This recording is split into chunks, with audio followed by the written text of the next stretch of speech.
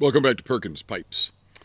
Got the old American flag hat on, got the beautiful Mark Tinsky American-made pipe. This was the 2024 Pipe Cottage commemorative pipe.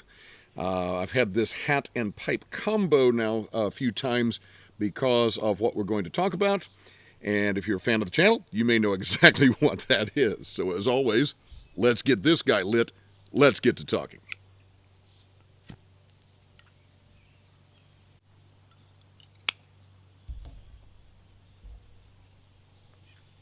Before we get into that, I don't know, just hit me as I was lighting this, how much I really do enjoy the piping hobby. As of the recording of this video, and I think this is not going to come out for quite some time, but as of the recording of this video, just a couple days ago, I had a bunch of guys over to our house, and we were enjoying pipes, and some had cigars, and my wife said, I don't want to really be around, so I'm going to head out for a while. How long you think it'll run? And we were getting started around 1 o'clock in the afternoon, something like that. And I said, probably a couple hours. At 5:45, I finally kicked the rest of the guys out. It was so much fun just talking, and man, the conversation ranged over everything from parenting to our own children to education to theology and matters of faith, and just, it was a delicious, delicious, delicious time. So what am I going to talk about? Well, again, if you know this pipe and hat combo, then you might have thought, hey, we're going to be talking about the West Wing again, and indeed we are. We're going to talk about something from Season 1, Episode 21, of perhaps the finest television show ever to have been written. Bold claim, I know. Those of you who know, you know, and those of you who don't, try to check it out somewhere. Fantastic writing, intelligent writing, beautifully acted, dealing with wonderful themes and ideas in the country and in people's personal lives, and again, matters of faith and education, family, and so forth. Very similar to the pipe afternoon I had with my buddies. There's an episode, it's at the end of the season, it's episode 21, called Lies, Damn Lies, and Statistics. And I'm going to pull up a part of the script here because I don't have this completely memorized. There's a part where the episode is centering, a good part of the episode is centering around the issue of soft money contributions to candidates, and whether there should be a limit on that, and the president's trying to get some things done on the Federal Election Commission, the FEC, and he's getting some opposition, and just you can imagine how that sort of thing goes. Now, the president in the series is a Democrat named Josiah Bartlett. Goes by Jed to his friends and family, former governor of New Hampshire.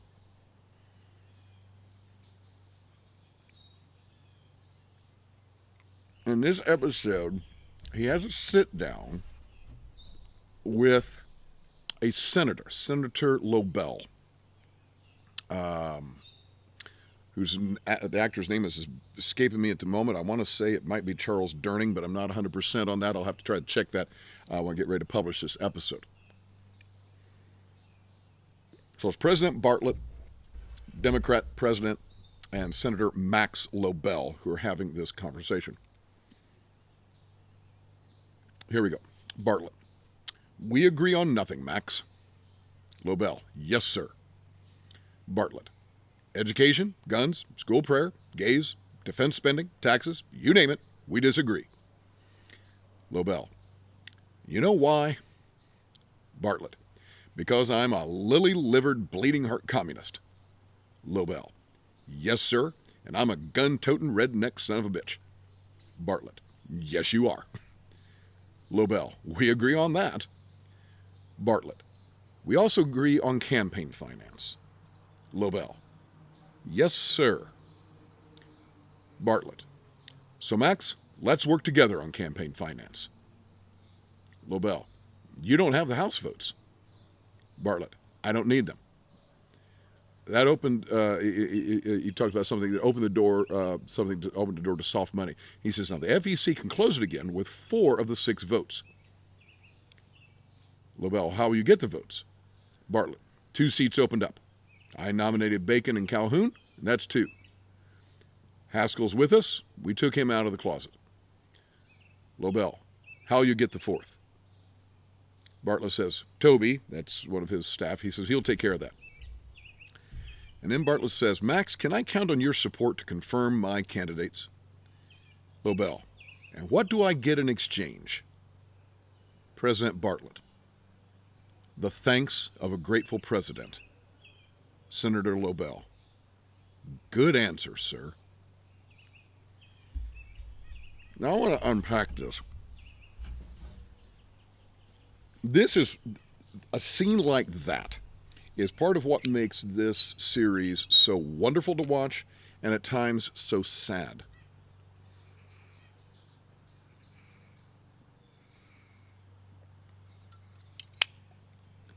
We've always had our political differences. Fair enough. So be it. There have been times, and there may be still pockets where that is the case today, although broadly it seems not to be the case, where people from differing perspectives could talk sensibly with each other. Now here's this Democratic president, and he needs the vote of this Republican senator. And he says, now you and I, we don't agree on anything else, but we do agree that we need to do something about campaign finance reform. We're agreed on that particular issue. Now, can I get your support on this? And the senator says, well, what do I get out of it? Typical question, right? One hand washes the other. You scratch my back, I scratch yours. Right? Do something for me, I'll do something for you. So if I'm doing this for you, Mr. President, right, what's the political payoff for me? If I have some bill, are you going to direct the Democrats to support it? Are you going to promise not to veto it? You know, what are you going to do for me? It's that Janet Jackson song from the 80s. What have you done for me lately? And the president answers him honestly. Basically, he says nothing. But he says, the thanks of a grateful president. And the senator kind of smiles and he nods his head. He's a little bit older, I think, than the president. And he says, good answer, sir. And indeed, it was a good answer. Not everything has to be about a tit for tat.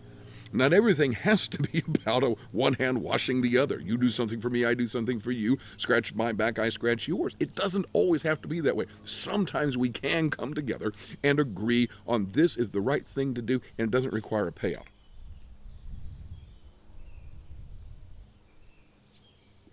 I'm not a big fan of extra credit in my classroom, and occasionally I will have some extra credit on a test or something, but it's always tied to something academic.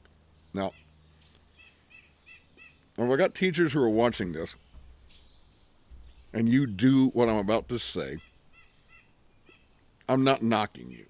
I'm just saying I don't do this, okay? There are teachers, and this has long been in practice, they'll say, hey, bring in a box of Kleenex for the classroom. I'll give you some points of extra credit.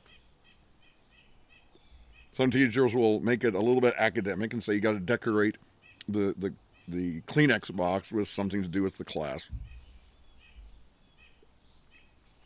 My students have asked me over the years, will you do that, Mr. Perkins? And the answer is no. The reason I don't is because fundamentally, that seems like selling grades to me. I know that facial tissue, Kleenex, is cheap. But it still requires you going out and buying something, and I'm giving you a grade for that. I don't like that. But then on top of it, there are some things that's just good to do for the classroom. You want to bring in some Kleenex and share with us? Do that. It'll bless everybody. You don't have to get something in return. A lot of students are really caught up in their resumes for college applications and doing things for National Honor Society. Why did you do this service project? Honestly, it's just to get a line for National Honor Society. And we talk about that sometimes in my class. Now, there's nothing wrong. Yes, colleges want you to have service and they want to see the well-rounded student. And sometimes we do just do those things for those reasons. Okay? How many of you wives have gone out and done something just because your husbands wanted you to? How many of you husbands have gone out and done something just because your wives wanted you to? Okay, we do that. But isn't the better thing to do it simply because it's the right thing to do? I had a young lady in my class. I'd loaned her a book. She was into mythology. She'd taken it home, read, got toward the end of the school year, and I said, hey, need to bring that book back. And any students I'd loaned books, I'd got to bring the books back. And it was actually the day of the final exam. I'm walking around the room, monitoring against cheating, but also being available. Students have questions. And I wandered past my desk, and I saw two $10 bills lying on my desk. I'm looking around the room and said, where'd this come from? And as I looked around, I happened to catch the eye of this particular student, and she looked at me and she said kind of quietly, she said, I'll explain later. Okay, why did you put two $10 bills on my desk? I knew it wasn't a bribe. When she got done with her test, she said, my mom didn't recognize the book that you had loaned me. Saw it in her house, didn't recognize it as a book of ours. And her mom threw it away. Now, side note, inside, I just fell apart. I'm like, no, how could you ever throw a book away? Even if you didn't think it was one of your family's books, take it over to Goodwill. Why would you throw it away? But topic for another episode, I suppose. And so this student had given me $20 to replace the book. I said, well, hang on just a minute. Let me look on Amazon. I don't think this costs $20. Sure enough, I went on Amazon and the thing cost $10.80. Almost exactly $10. So I gave her one of the 10s back and I said, thank you, though, very much. I wanted to affirm her for what she had done.